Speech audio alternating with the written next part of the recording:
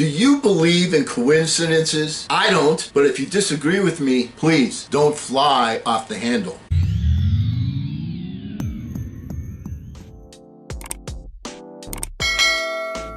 Hello again, everyone. I'm Eli's dad with Project Eli, where we educate, lead, inspire, and we rant.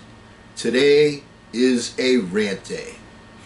You know, the other night in my reincarnated state, I was a fly on the wall at the vice presidential debate.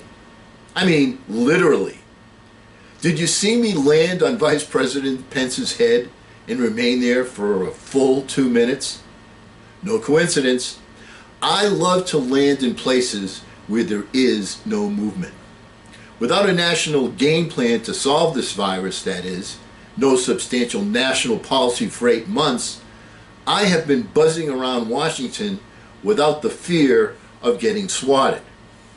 Here, in my own words, is the buzz that I have gathered over that time frame.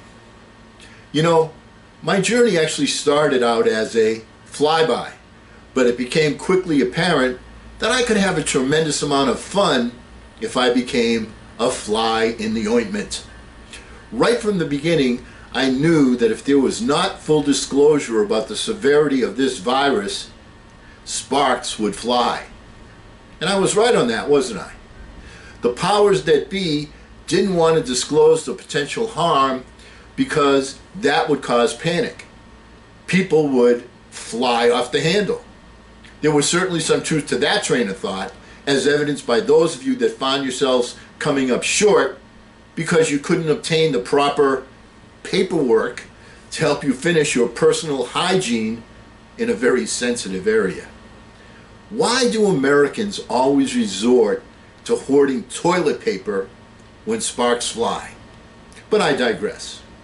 Don't worry, this pandemic will disappear like a miracle when the weather gets warmer. Yeah, when pigs fly. Why can't the powers that be enlist the aid of scientific experts instead of trying to fly by the seat of their pants? As we approach 250,000 people perishing in this country, isn't it time to do a rethink about personal freedom versus the public safety? I don't want to imply that we got caught with our pants down, but our fly is certainly open. Wishful thinking, like consuming drain cleaner, should never come from the pulpit in chief. Even though sharing the dais cringed at that comment, it made them want to fly the coop. Sorry, don't mean to be sarcastic. Could we please give some very careful thought to the phrase, leading by example? Leaving the hospital while infected to do a drive-by, or removing your mask while being televised at the very temple of democracy and proclaiming to the masses, yes, masses of people that have been touched, nay, devastated by unexpected deaths in their families and communities, to not let the virus affect their lives, is irresponsible in so many ways. At the very least, safety-wise, and on a more personal level, empathy-wise. Taking off your mask while infected flies in the face of scientific best practices. When I saw that exhibition of selfishness, you know what my first thought was? It was Leonardo DiCaprio raising his arms and screaming, "I'm the king of the world!" Folks, I'm just a fly on the wall.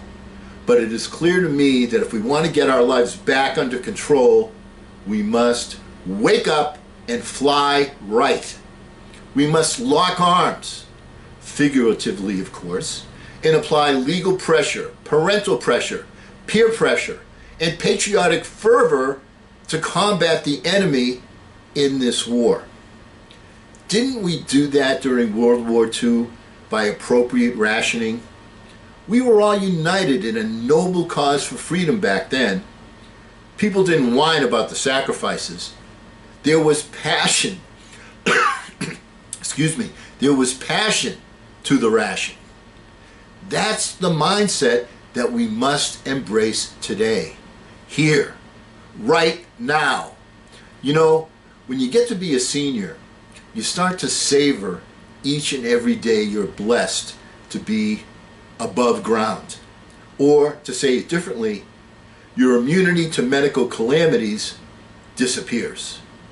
You appreciate being able to do the little things without pain or discomfort. Now, how may I convey this to those of you that are Generation X or Y or Millennials? Well, have you ever broken your arm or your leg or your finger and experienced the discomfort of being unable to perform tasks that you had effortlessly completed subconsciously? Life and health are our most precious commodities. Eli, on a personal level, I don't want you to go play basketball with a broken leg or a broken arm, nor should your coach encourage you to do so. If we want this episode in our history to be short in its duration, we must not remove the cast from our broken leg prematurely. We must be vigilant and realistic, especially now as winter and the flu season approaches us.